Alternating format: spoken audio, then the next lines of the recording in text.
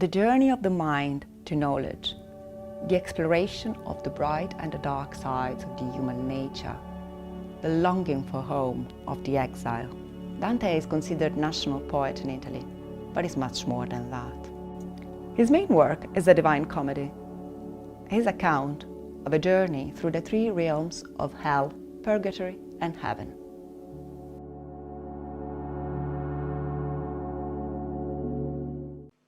Good evening and welcome to the British Library.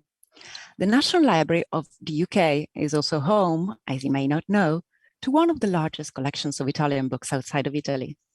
My name is Valentina Mirabella and I am curator for the Italian printed collections. It is an honor today to celebrate with you the 700th anniversary of the death of Italian poet Dante Alighieri.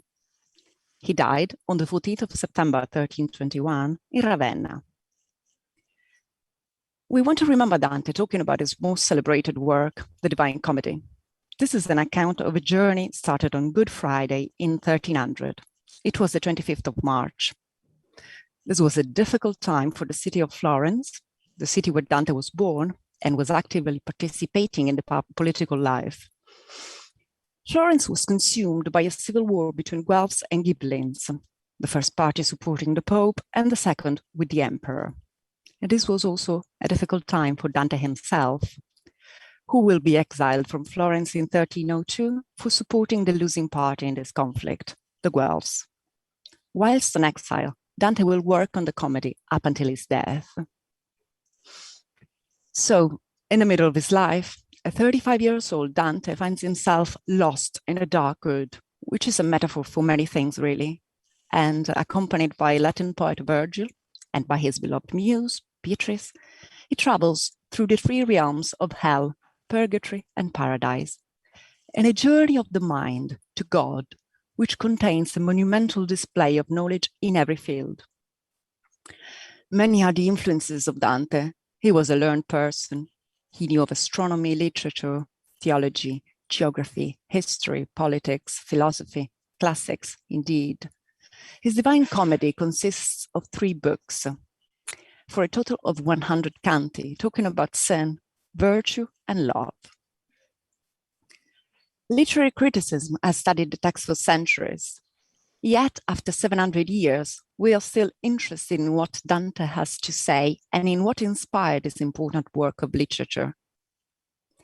The possibilities offered by digitization to look in detail at the earliest and rarest copies of the Divine Comedy enable researchers today to investigate new aspects of Dante's work. The first of our 2 lectures tonight, from Dr. Alessandro Scafi, Senior Lecturer in Medieval and Renaissance Cultural History at the Warburg Institute in London, will focus on Dante's vision of the Garden of Eden against the backdrop of medieval tradition seen through maps. The second lecture will be given by Elisabeth Trischler, who is currently a PhD candidate in the Institute for Medieval Studies at the University of Leeds. Elisabeth will be speaking about the expansion of Florence during Dante's lifetime and how it influenced the Divine Comedy. She will look at 2 examples, medieval representations of cities and towers. Both our speakers will be showing new images from our collections, including one of the most richly decorated manuscripts of the Divine Comedy, Yates Thompson MS 36. This book is currently on display in the Sir John Whitblatt Treasures Gallery just around the corner here at the British Library. So do pop in if you're in London, there's no need to book. If you have questions to ask your speakers, please do use the chat box below and I'll try to ask them at the end of their lectures. Please click on the menu above to provide us with feedback on the event and also to donate to the British Library if you wish. We aim to conclude the lectures by 8:30, but do plan to stay on a bit longer if you're interested in the Q&A. Now, let me pass on to Alessandro Scafi. After hell, after the painful experience of evil, after purgatory, after the effort to climb, after so much struggle, Dante has returned to Eden. Dante has recovered the original justice of Adam. The dark wood has become a divine forest, dense and alive. From the beginning in the dark wood of sin all the way to the summit of the mountain, Virgil has made sure that Dante is ready to justice, ready to fly upward with Beatrice, to a higher, to a more perfect justice. Immature poets imitate. Mature poets steal. Bad poets deface what they take. Good poets make it into something better, or at least something different. This remark has been made by a poet, T.S. Eliot.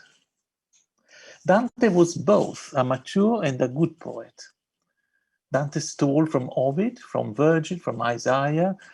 Dante made something different out of the writings of Bonaventure, Thomas Aquinas, Albert the Great. Dante transformed his material, improved it, recast it in a new form. To adopt a metaphor inspired by gardening, the flower of Dante's poetry has roots, has a ground. The image of the flower was employed by Warburg, the founder of the institute where I work. Warburg was interested in the historical milieu around any work of art. For Warburg, it was not enough to enjoy the beauty of the most fragrant, the most beautiful flower. For Warburg, it was important to search for the underground roots of the flower, to explain how the sap brought vital fluids to the stems, to the leaves, to the petals. It was important to explore the ground out of which the flower grew, the cultural background, the wider context.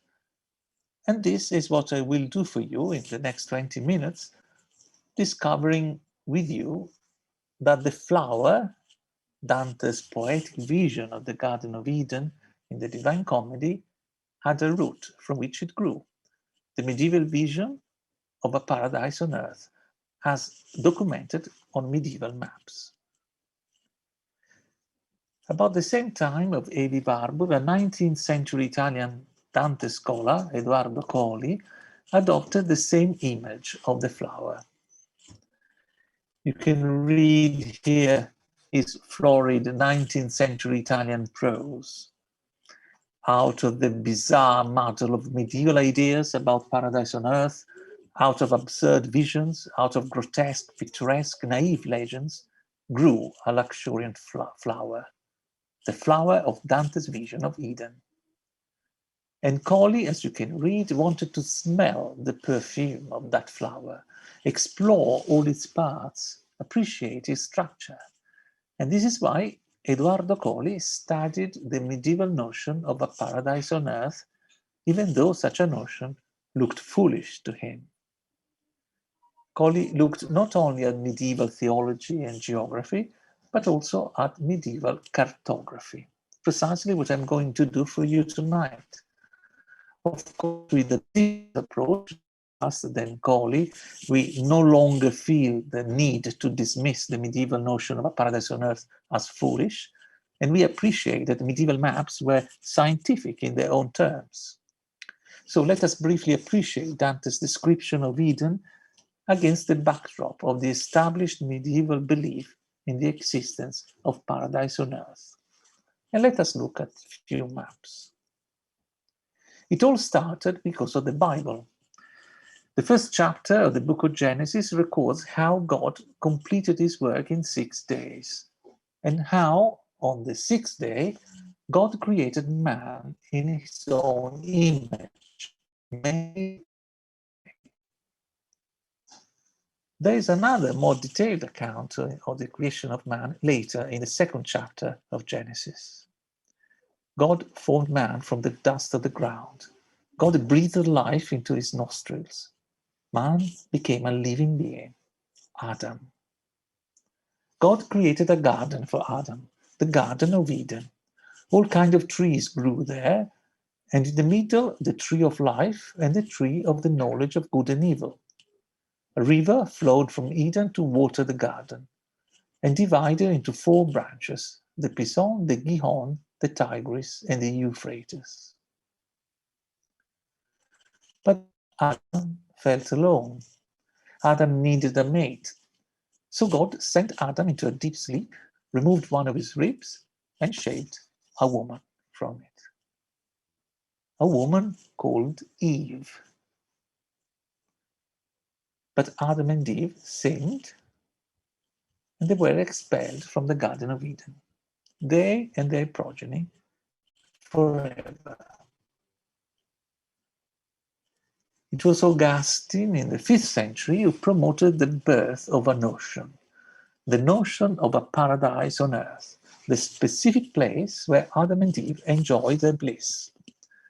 For Augustine, there was a single instantaneous creation out of time, impossible to understand, described in the 1st chapter of Genesis as a week, a mystery out of time, followed by a creation within time, described in the 2nd chapter of Genesis. What was essential for Augustine was to assert that the paradise narrative in the 2nd chapter of Genesis accounted for real facts. Adam and Eve were a real man, a real woman, in the flesh, perfect, corporeal, immortal, placed in a real material paradise. And equally real were the 4 rivers mentioned in Genesis. They flowed from a single source in the middle of the Garden of Eden, traveled underground, and finally emerged into the known regions of the earth. This is the oldest detailed map of the world featuring paradise. You may have noticed that I'm using the terms Garden of Eden and paradise on earth interchangeably. Below we see Delos, Carthage, Rome, Constantinople, the provinces of the Roman Empire. Above, Jerusalem, Babylon, Mount Sinai, River Jordan, the Red Sea crossing. And here, in the far east, a rosette labeled Paradisus, paradise. The Garden of Eden mentioned in the book of Genesis, located in the far east, beyond India. Why? Because of this word. In the Hebrew version of Genesis, we read that God placed the Garden of Eden, Gan Eden, Mikedem. Mikedem is a fascinating word. Mikedem refers to both time and space. Mikedem describes both when and where God placed the Garden of Eden. At the beginning, at the dawn of time, and in the east, in the sunrise of space. Jerome, in his famous Latin translation, the Vulgate, chose to render the Hebrew Mikedem temporally. So for Jerome, the earthly paradise had been created at the beginning. But some other translators choose to give the expression its spatial meaning. The Greek translation circulating in the early centuries of Christianity, known as the Septuagint, and the Vetus Latina, the Old Latin translation, indicated that God planted the Garden of Eden in the east. Isidore, Bishop of Seville, 7th century, as you can read, paradise is a place in the east, always temperate, now inaccessible, surrounded on all sides by a wall of fire, reaching almost to heaven. Bede, 8th century. The Garden of Eden was and is on earth, somewhere in the east, separate from the rest of the world by a vast expanse of land or sea, on a mountain so high that it had escaped the flood, and a place not far from India. Bede noted that the book of Genesis described the land of Avila, bordering Eden, surrounded by the river Pison, which was identified with the Ganges, as a land rich in gold. Avila rich in gold. But Pliny the Elder stated that the India was rich in gold. Then Avila, near the Garden of Eden, must be a region in India. On this map, then, we find paradise in the east, here, not far from India. The idea that God planted the Garden of Eden Mikedem, both in time and space, that paradise was both an event, the fall of Adam at the beginning of history, and a place, the region of the earth in the furthest east, that paradise was an event place, provided the foundation for many renditions of the Garden of Eden on maps in the Latin Middle Ages, where the Garden of Eden was represented as both an event, original sin, and a place, a remote, inaccessible site. Maps such as this one, on the Ebstoff map, we see Christ holding the whole world in his hands, his head in the east at the top of the map, his 2 feet in the west, his outstretched hands on either side of the earth, north and south. In the east, near the head of Christ. In the east, beyond India, in a mysterious place, mountains, near the outer ocean, we find the Garden of Eden. The garden described in the book of Genesis. You see the tree of life, the 4 rivers, Adam and Eve, the serpent, the tree of knowledge of good and evil. We find the essentials about Eden, according to medieval tradition, in 2 highly influential 12th century texts, the anonymous Glossa Ordinaria and Peter Lombard's Sententia. And we find the essentials about Eden, according to medieval tradition, also on maps. And what are these essentials? Paradise was a real place on earth, inaccessible because of original sin, yet connected to the inhabited world through the 4 rivers. The Garden of Eden was out of sight, but very probably situated somewhere in Eastern Asia, at a very high altitude, untouched by the flood. The Soli map, my drawing. Here again, east is found at the top of the map. The 4 rivers issuing from a single source in paradise, the Tigris, the Euphrates, the Gihon, and the Pison, the latter 2 identified as the Nile and the Ganges. These 4 rivers flowed out from the garden, ran underground through mysterious routes to re-emerge in their known sources. In Assyria, the Tigris, in Mesopotamia, the Euphrates, in Africa, through the Sahara and Egypt, the Nile, in India, the Ganges. These great 4 rivers came from paradise to water the earth and made possible life on the earth. The Garden of Eden then was still on earth. The Garden of Eden could be shown on maps of the world. And what about Dante then? Dante located the Garden of Eden on top of the mountain island of Purgatory, a mountain surrounded by an impassable ocean in the southern hemisphere. Let's look again at the Soli map. Here we see paradise as an island. And paradise as an island was a widespread notion in the Middle Ages. In Canto 26 of Inferno, Ulysses is described as sailing from Gibraltar into Atlantic towards southwest. And after 5 months of navigation, Ulysses could see from a distance a very high mountain on top of which Eden was situated. But his ship was overwhelmed by a storm. No human was allowed to complete the crossing of that sea. The notion of paradise on earth, we've seen that, was part of the medieval law. Here you see that Dante located Eden in the stream west, which coincides, of course, with the stream east. And as you can see from this map, which was published by Colli, Dante located Eden south of the equator. For Dante, paradise on earth was in the southern hemisphere, which was what Albert the Great thought,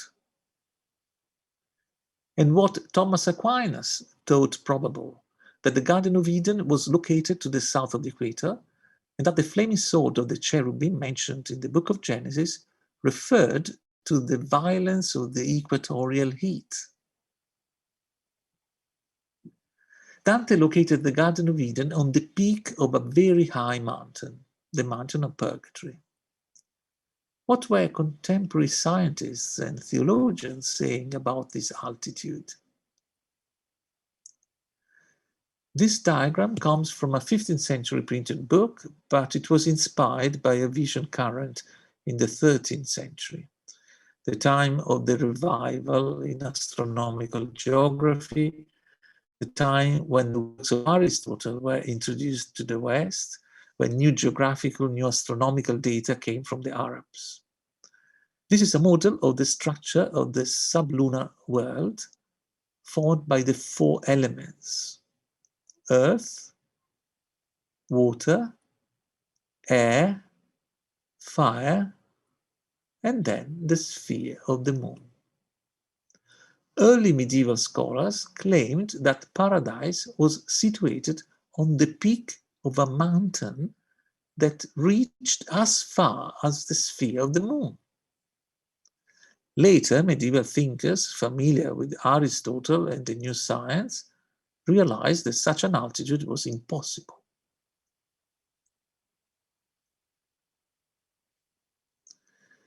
On this map, Paradisus is close to Luna. Paradise is close to the lunar sphere.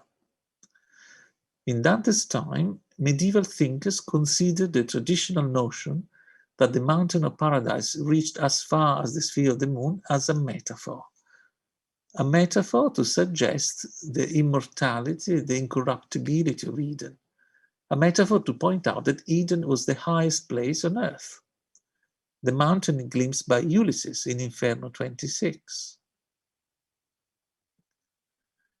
The mountain which was obscure because of the distance, which seemed higher than any Ulysses had ever seen. About this mountain, Dante states that no vapor or cold exhalations can rise beyond the gate of Purgatory, so that the turbulence which is created down below by exhalations of water and earth, which follow as far as they can after heat, should not attack man in any way. The mountain rose up towards heaven so high that it would be clear of the turbulence and the exhalations above the gate of Purgatory, where it is locked, ove si serra.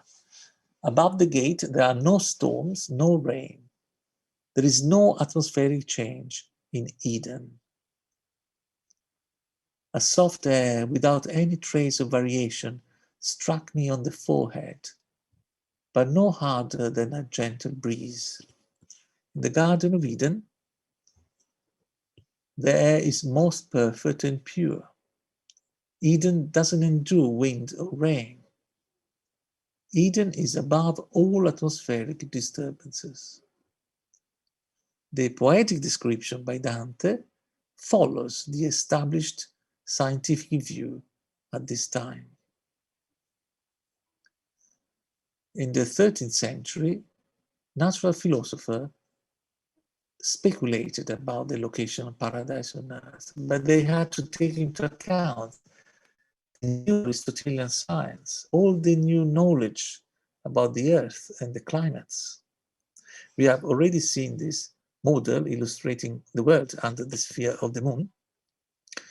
You can see here the division of the air according to Aristotle. According to Aristotle, the air was divided into three regions: the lower region, the middle region, and the higher region of the air. And this is my drawing to illustrate the views about the location of the Garden of Eden by a Franciscan professor teaching in Paris named Alexander of Hales. Alexander of Hales followed Aristotle. We are in the early 13th century. According to Alexander of Hales, in the Garden of Eden, the atmosphere is pure. the climate always temperate, the air perfect. And Alessandro explains why, and it's very interesting because Alessandro filters all the poetic commonplaces about the Garden of Eden, no rain, no storms, perpetual spring, through the lens of the new Aristotelian science.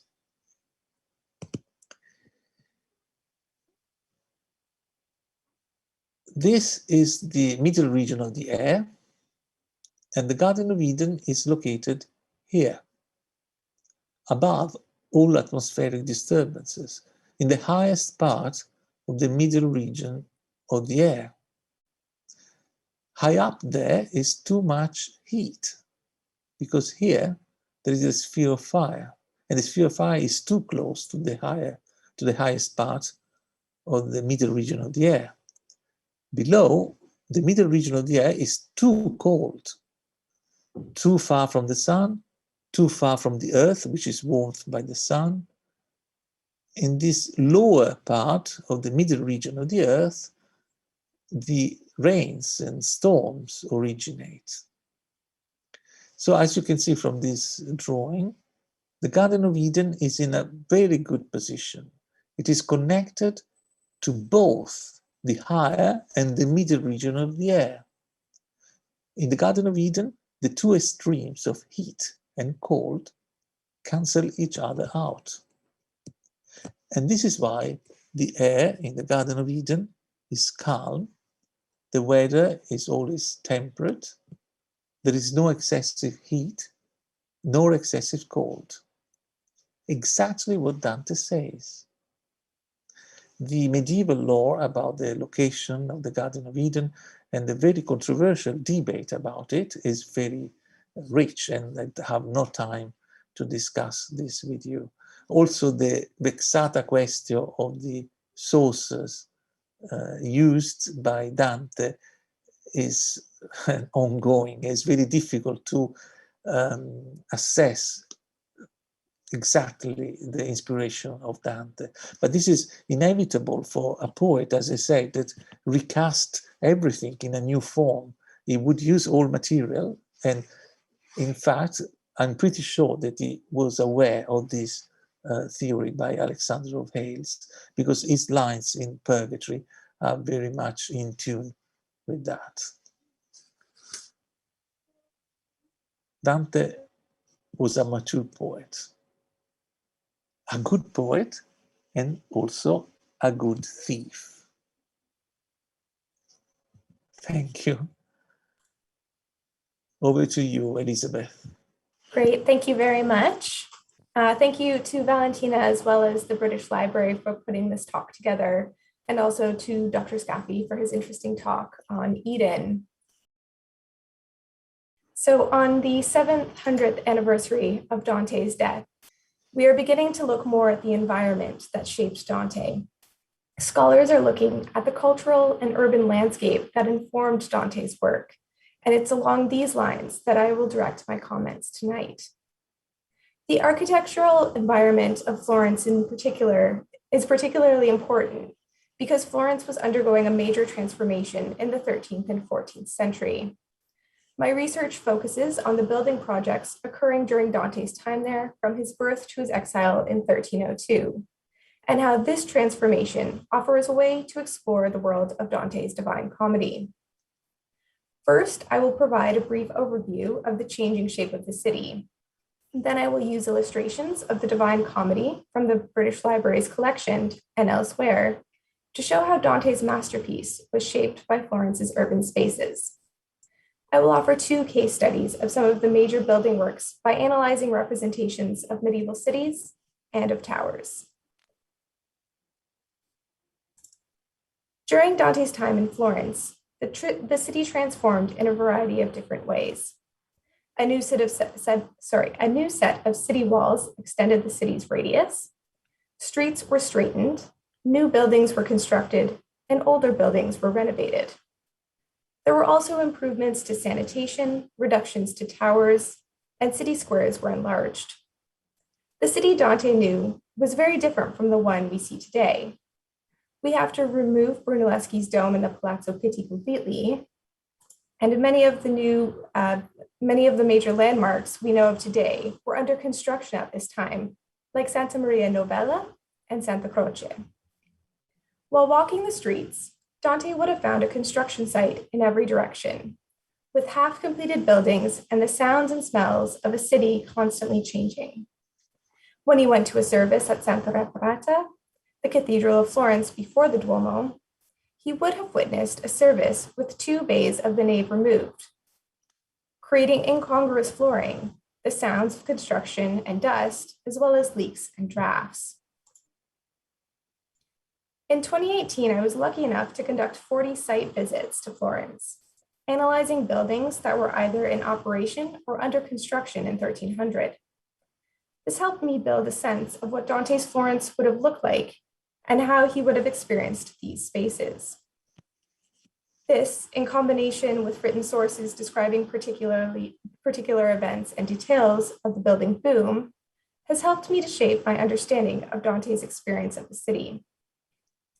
This massive building boom influenced how Dante and his contemporaries experienced their city, and this in turn influenced how he constructed the afterlife. Dante creates a framework for experiencing the architectural space of the Divine Comedy that is both unique and in dialogue with frameworks familiar to his contemporaries. In all 3 realms of the afterlife, Dante describes the architecture he encounters. He invites the reader to compare his otherworldly descriptions to their earthly models through metaphors and similes, and he also asks the reader to compare repeated architectural models within the poem. Dante himself was involved in decisions regarding the changing shape of the city. While Dante was a member of the Council of 100, responsible for fiscal matters, he helped make decisions about the transformation, such as the removal of tombs from around Santa Reparata and the new building site of the Duomo in order to expand the Palazzo San Giovanni. Dante makes explicit reference to the expansion of Florence in Paradiso 15-17 when he speaks to his ancestor Cacciaguida. Cacciaguida describes Florence before it began expanding, during its first set of walls. This was a time, according to Cacciaguida, before the corruption that now inhabits Florence took place. It is an idyllic representation of a city. Now the walls have expanded too much, and corruption has descended on Florence.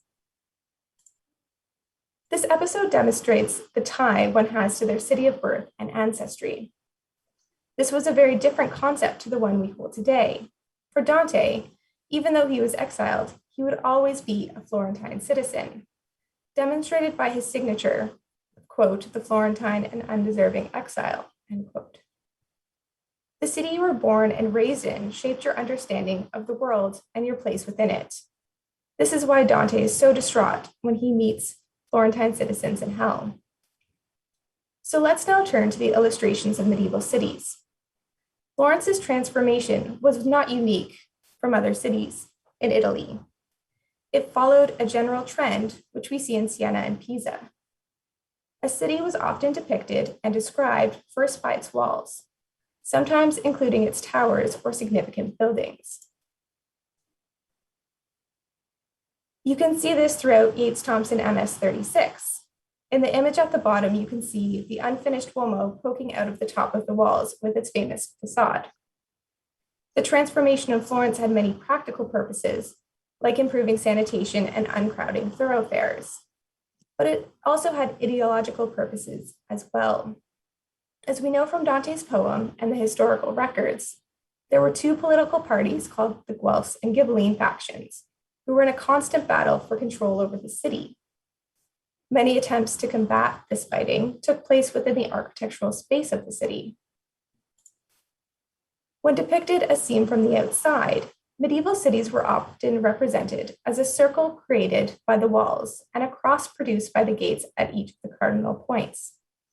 The most famous example of this type of circle and cross representation is the heavenly Jerusalem and its earthly counterpart. A circle and cross became shorthand for Jerusalem on medieval maps, even though in reality, Jerusalem's walls created a rectangle, and in the Bible, heavenly Jerusalem's walls are described as a square in Revelation 21. The circle and cross symbolized divine protection, and therefore there was a general trend to imitate this pattern in written texts describing cities, as well as in visual representations of cities. In Florence, the new 8-kilometer-long circuit of walls begun in 1284 and completed in 1333 to accommodate the growing population.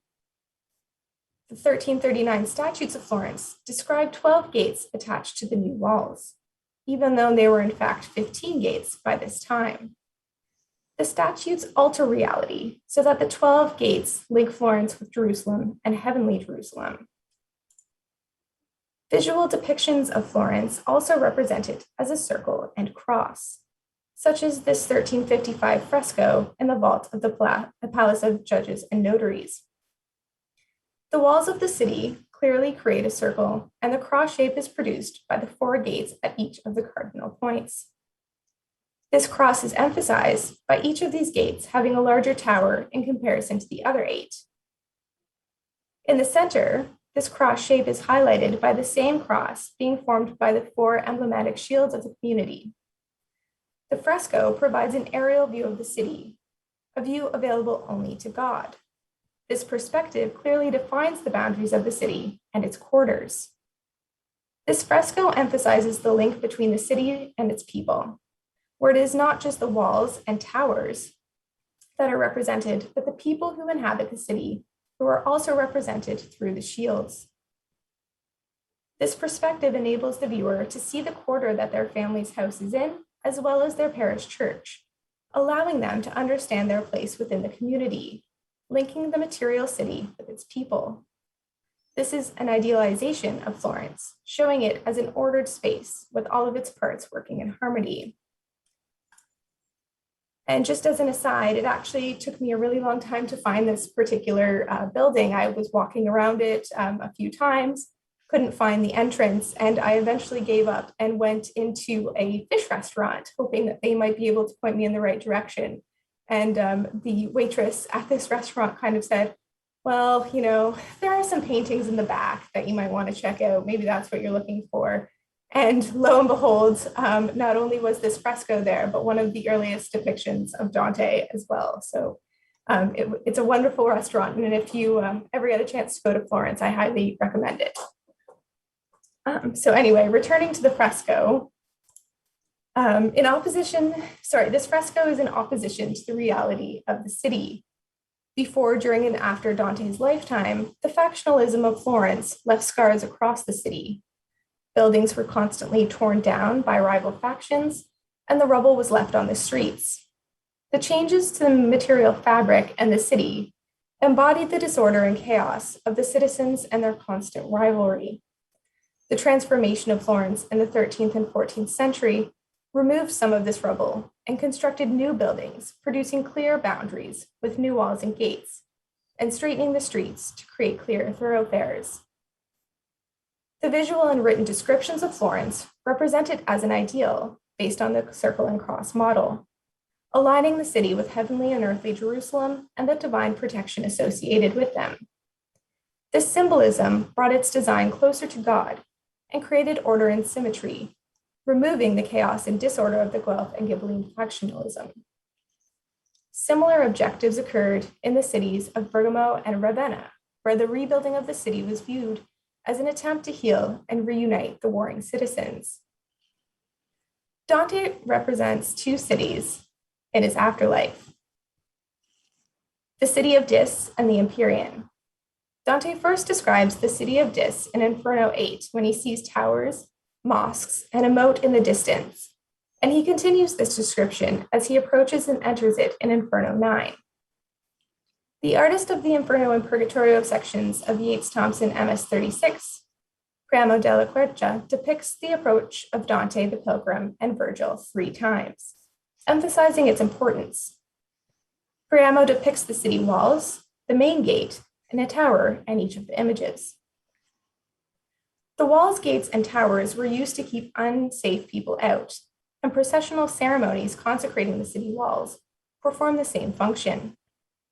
However, Priamo plays with this idea with the devils inside the city wall, blocking Dante, the pilgrim, and Virgil's entrance. Furthermore, a similar devil appears in the later depiction of Florence in Paradiso that I showed earlier. Here, the devil, rather than being kept out of the city, sits on top of the interior tower of the city, pouring money into the hands of people, symbolizing the city's corruption. This connects the city of Dis with the city of Florence in the manuscript. The walls of a city often divided and the organized, ordered space within the city from the savage, natural outside space. And the reader will soon find that the city of Dis is an inverted city that plays with this opposition of city and nature, as well as order and disorder. Instead of finding a built environment of houses, squares, and churches, Dante the Pilgrim will find an infernal unbuilt landscape with a river of blood, a wood of suicides, and burning sands, which symbolize the political and spiritual perversion of the city. Priamo emphasizes the natural landscape within these cantos by including vegetation and rocks in the background. The second city that Dante describes in the afterlife is the Empyrean. It is described in Paradiso 30, when, after Dante drinks from a river of light with his eyes, it becomes a circle.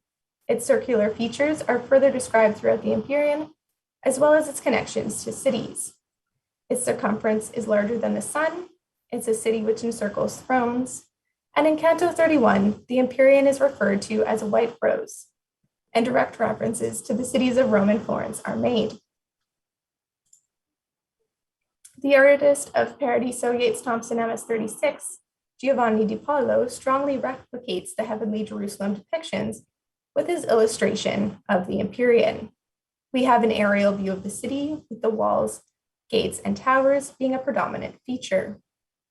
Similar to the city of Dis, we do not find buildings and streets, but instead we find the community of the saved. Here the inhabitants, rather than being represented by their shields like in the fresco I showed earlier, literally create the material structure with their thrones. This illustration emphasizes the necessity of the community of the city. Dante's Empyrean is made up of people, not buildings, as an expression of its ideal nature. Just as the viewer of the Florentine fresco could see where they fit within the city of Florence, assisting them in the microcosmic understanding, so too can the viewer or reader of Dante's Empyrean see where they will be seated if they follow the path of God. The city of Dis and the city of Empyrean sit in opposition to each other. One is the infernal and the other is the heavenly. Yet it is only the content and the people who are inside the city that display any difference. From the outside, they both have the same architectural features of the walls, gates, and towers. This shows that they are connected, even if they are in opposition to each other, and emphasizes the order of the entire universe that Dante highlights throughout his poem. As I noted earlier, towers also played an important part in the structure of the city. At the beginning of the 14th century, there were 150 towers in Florence, measuring around 75 meters high. Towers maximized the use of space, solving the problem of overcrowding in the city. They were strongholds for noble families to hide behind and protect themselves, often leading to further confrontations and warlike behavior.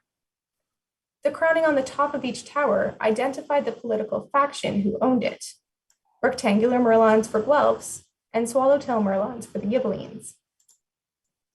The Yates Thompson MS 36 manuscript often depicts the regular rectangular merlons associated with the Guelphs, but Harley MS 3460 of the BL's collection shows the swallowtail merlons of the Ghibellines. Towers also played an important role in protecting the citizens of Florence from foreign attack and were a source of pride for the city since they symbolized the great number of noble families within it. The Guelphs and Ghibellines recognized this, and each party attempted to dismantle their opponent's towers to prove their sovereignty or co-opted them for their own purposes. The building of the tower in the Palazzo del Capitano is a good example of the Guelphs' destruction of the Ghibellines. It housed the captain of the people, the head of the Guelph party. Interestingly, the Palazzo del Capitano was not built near any of the main community sites, such as the cathedral or the market. Instead, it was located where the Guelph supporters lived, in the east end of the city. This strategic location was an attempt by the Guelphs to counter their fragility, having just defeated the Ghibellines after over 100 years of Ghibelline rule.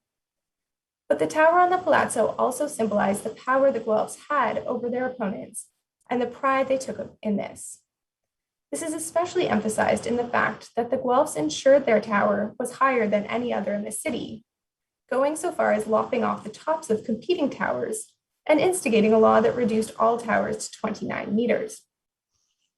These acts, as well as the placement and structure of the Palazzo del Capitano, are clear examples of the Guelphs' power over the Ghibellines and their pride in their power. In Dante's comedy, Dante uses the same association of towers with pride and factionalism. This is best illustrated in Inferno 31, where Dante and Virgil begin their approach to the final circle of hell, where Lucifer stands in Lake Cocytus. As they approach Cocytus, Dante sees 3 towers in the distance, ringing the walls similar to that of a city. Virgil immediately tells him that he has erred in his understanding, and that the towers are actually 3 giants. The first is Nimrod, the king of Babylon, who is the main architect behind the Tower of Babel. The Babylonians wanted to build a tower so high that it would reach the heavens, angering God. Ephialtes and Ateus are the other giants Dante encounters, and they also attempted to overtake the classical gods. When we look at the classical and biblical stories of these giants, it is obvious that they symbolize pride.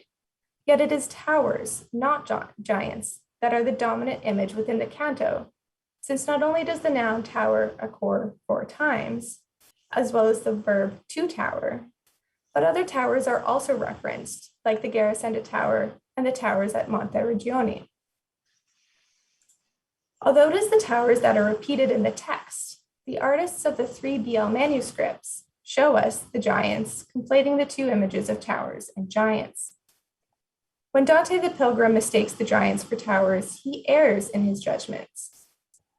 This error in judgment leads to misreading of the towers, which is interesting when compared with the reason why the giants are in hell. As we recall, all 3 giants made errors in judgments, leading to their downfall. If the giants had understood their place within the hierarchy of the cosmos, they would not have been destroyed. By referring to these 3 giants and their errors in judgment, Dante the Pilgrim's own misjudgment is better understood. When Dante the Pilgrim thinks that the giants are towers, he compares them to the walls of Monte Regione, which was and still is dotted with towers, and he also refers to the Garrisenda Tower. This allows the reader to visualize them in order to maintain a distinct image. By misreading them, but giving a distinct comparison, the reader errs along with Dante the Pilgrim. By producing the same act within the reader and Dante the Pilgrim learn from Dante's mistake. Dante the Pilgrim and the reader must not be like the giants who attempt to reach beyond their capabilities. This is an important lesson for Dante, who is attempting to ascend to new limits, both with his poetry, but also his journey. It is interesting to consider Dante's reference to the towers of Monte Regione because of the city's walls and towers were begun in 1260 after the Sienese defeated the Florentine Guelphs in Monteferti. Therefore, although Dante is referring to a different city than Florence with this simile, he is still referring to the conflict of the Guelphs and Ghibellines, also present in Florence. Therefore, a link can be made between the towers of the canto and the factionalism of Florence. This connection between towers, pride, and factionalism continues in Purgatory, most explicitly on the terrace of Pride, where many of the themes and characters repeat. For example, when Dante the Pilgrim sees the sinners of Pride in the distance, he cannot understand what they are, stating, "Master, what I see moving towards us do not seem to be persons, I know not what. My sight is so confused." These misreadings recall his misreadings of the towers in Inferno 31. Now, it is not the giants, but the sinners of pride who are so hunched over from the weight of boulders on their backs. The prideful in this example, who were once erect like towers, are now brought low in order to learn from their error. Dante makes the architectural connection more explicit when he compares them to corbels, supporting a ceiling, often found in medieval churches. Now the prideful become a part of the architecture as supports for the weight of their prideful ways, similar to the towering giants. This architectural motif continues as he moves further through the Terrace of Pride, and his path becomes a line of tombstones. Here, Dante the Pilgrim sees Nimrod again, carved onto one of the tombstones along with his Tower of Babel, as we can see within the Egerton MS 943 manuscript. Here, Dante is depicting an architectural antithesis to the towers of Inferno 31. Nimrod and the Sinners of Pride have literally become the lowest architectural form possible in their depiction as tombstones, carved into the surface of the road. And if this is not explicit enough, Dante makes a direct reference to the moral decay of Florence in this episode when he refers to San Miniato al Monte and its staircase being built during an age when Florence was ruled honestly. These examples demonstrate how this conflation of pride and towers become a tool used by Dante to comment on the Guelph and Ghibelline factionalism and its breakdown of society. They also show the connection between examples of pride in Inferno 31 and the Terrace of Pride in Purgatory, and they demonstrate the opposing architectural structures of towers and tombstones that Dante presents in his poem. These are just two examples of how understanding the transformation of Florence and the ideas imbued in its architecture can help us to further understand Dante's masterpiece, The Divine Comedy. An understanding of the architectural developments in Florence, along with an analysis of the illustrations from the British Library manuscripts, offer visual supports for readers, mediating Dante's conception of the city and its towers in ways which are aligned with Dante's text and its medieval context. Analyzing the transformation of Florence and the architecture that Dante describes within the poem guides the reader to understand how the architecture shapes the experience of the souls in the afterlife in a similar way to how spaces shape experience on Earth. Thank you very much.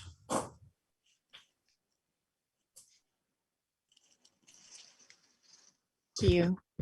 Thanks, Alessandro. Thank you, Elizabeth. Thank you both for looking at Dante from two very original and two very different angles and for sharing visually striking material.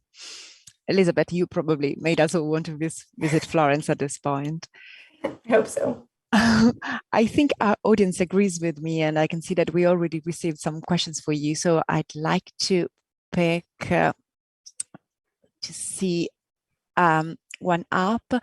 We do have someone from the audience asking, I guess, to both of you, how does Dante's work, apologies about the background noise, but we're actually eventually live from the actual British Library and they're closing up, so bear with us. How does Dante's work live on in the modern imagination and in contemporary culture? I'll ask both of you and mute myself for the moment.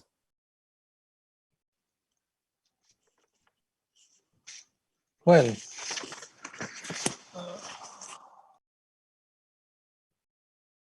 yes, okay. Alessandro, you can start. Yes. Well, that's a really interesting question. First of all, because it links the past with the present and how Dante himself said that his wish was to be like a spark causing a great fire. And in fact, Dante's imagination has caused great fires in terms of imagination, both in literature and visual arts. Today,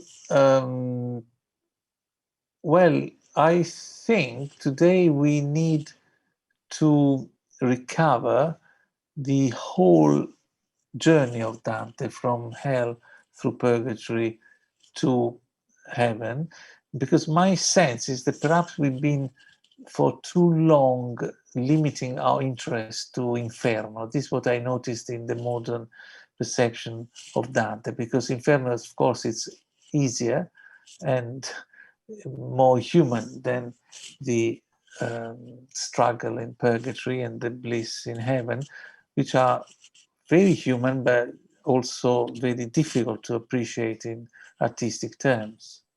I have my own collection of modern works of art and even cartoons echoing Dante's poem. It's a vast repertoire. I don't want to talk for too long because I'm sure there are many other questions. I don't know whether, Elizabeth, what is your experience of that? Yeah, I definitely agree with you, Alessandro. And I think one thing that's quite important is thinking about how Dante still speaks to us today. I think that a lot is being said over this past anniversary year about how that happens. But even in pop culture, you get references to, what circle of hell would that person be in, or various other references to Dante. But I think, at least specifically what I'm looking at, has really been enlightened by the past 18 months, if you can say that about anything at this point. But how we interact with space is still a part of our human existence. And I think looking at Dante and seeing how he thought about space and interpreted that, and how the medieval people interpreted space, can still help us to understand our own kind of position within the universe, and also our understanding of how we move through space, how space kind of mediates our understanding of the world. And I think that's really important as well. Thank you. Thank you. And yeah, talking about space, someone else asked, did you, Lisa, find any mention of other cities in the Divine Comedy, especially the cities where Dante had to spend time during his exile? Yeah, so Dante definitely mentions a variety of different cities, especially those in Italy, throughout the entirety of the poem. My specific research had to be limited in some way because it's only the length of 100,000 words, so I just focus on Florence. But there's definitely the argument that can be made that since he's writing when he's in exile, these other cities that he is experiencing are also having an effect on how he's writing the poem as well. And most of these were mercantile cities, so they were quite similar to Florence, but they're definitely mentioned as well. And also Ravenna is important in Dante's imagination. And there are quite a few studies trying to trace which images, especially in the Paradiso, could have been inspired by the mosaics in Ravenna. Going beyond the details, because there are many passages that could be inspired by these mosaics, what I would say is that Ravenna, I think, presented to Dante that harmonious synthesis of the classical and Christian civilization that was expressed in the mosaic as an example that he would himself practice in his poem. Yeah, thanks. I have a question for Alessandro. There is actually two questions I can merge into one. So they ask you, can you discuss any narratives of successful journeys to the Garden of Eden? And also what happened to the concept of the Garden of Eden after the scientific revolution?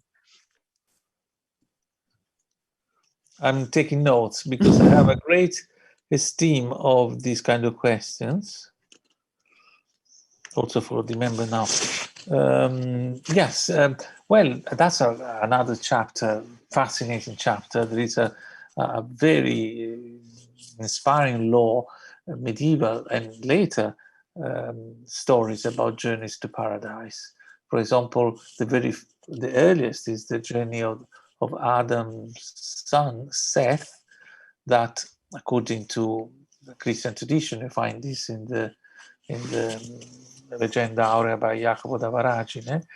Seth traveled back to Eden, following the traces of the feet of Adam and Eve, because they were so burdened by guilt, that their feet burnt the grass on which they were posed. And then so Seth was able to go back to Eden. And this is the story also meaningful for Christian teaching, that he was not given access to the garden again, but he was given seeds out of which in due time the cross of Christ would be formed. This is, of course, a very. Why would there is a narrative that I particularly love is a 13th century Latin version of earlier versions in the Talmud or in Arabic literature about Alexander the Great journey to Eden. But we don't have so much time. There are so many beautiful. Basically, what these stories are share some meanings and objectives. First of all, to emphasize that this is another dimension. There are beautiful stories about monks, St. Brendan, for example, but many other monks, setting up a journey for the Garden of Eden on earth, and after many adventures, managing to enter the delightful garden, and then something strange happens. There is an alteration in the time dimension, and they then go back to the community, and they thought to have been away for just 3 or 4 days, and they realized they were away for 300 years. So the idea that there is another life, another time, another modality of existence, this is emphasized by many narratives. Then stories like the journey of Seth emphasize the link between the sin of Adam and the cross of Christ. The story of the paradise narrative is not only a story of guilt and sin, because again, like Inferno and Paradiso and Dante, should be seen in a dialectic relationship with redemption. The more sinful is Adam, the greatest is redemption of Christ. Felix culpa, no? Happy guilt of Adam that gave us Christ. And then what happened to the Garden of Eden in today? But first of all, it's interesting. This is that around the 1700, something happened to how people read the Bible. Up to that age, the Bible was not as it is today, even for Christians and for religious people, a text that inspires us devotion and gives us religious truth. Before that, for the map maker I've shown you, the Bible was the book. The Bible gave not only religious guidance, but also tell us everything about the universe. So the Bible had to be true. And this is why, even briefly, I showed you the notion of the Garden of Eden was produced and now snowballed, and all these maps were drawn to show that the Bible tells us the truth. But then scholars began to realize, even biblical scholars, that the text was not authored by Moses, as tradition held, that it was a compilation of different sources that was influenced by the context. So it was no longer important for mainstream Christianity to prove that the story was authentic, that the geographical details were consistent with scientific truth. They were influenced by the human writer, the human author at the time. Thank you. Yeah, that's a great explanation. Thank you. And I am checking. I would like to ask, one final question for Elizabeth, if we have time. Thank you, Elizabeth, for your speech, especially the revelation in the fish restaurant. So probably she's asking, or he's asking for the address. I don't know. Were there any other surprises in your research?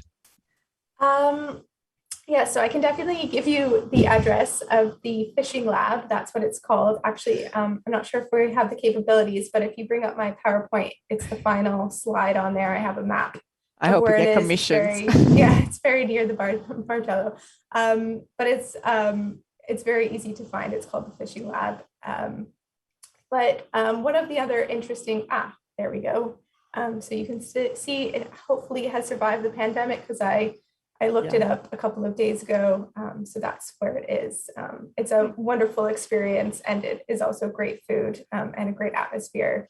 One of the other things that I found was particularly kind of interesting, at least to my research, was in the Cloister of the Dead in Santa Maria Novella. There's not that much written about this particular cloister because it's had a lot of water damage to it.